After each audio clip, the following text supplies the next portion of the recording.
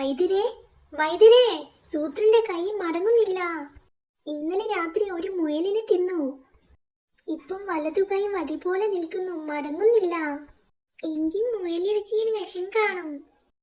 ഞാൻ ഈ പച്ചില നീര് കൈയിൽ പുരട്ടണം, കൈ മടങ്ങും.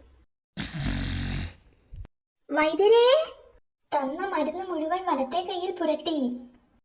വൈദ്യരേ, ഇപ്പൊ ഇടത്തെ കൈ വടി പോലെ. കുറച്ച് മരുന്ന് കൂടി തരാം.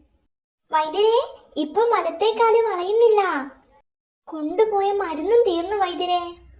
ശല്യമായല്ലോ. ദാ ശീലു, സ്റ്റോക്കുള്ള മരുന്ന് മുഴുവനുണ്ട്. ഇനി വടി പോലെന്ന് പറഞ്ഞ് ഇങ്ങോ വന്നേക്കരുത്.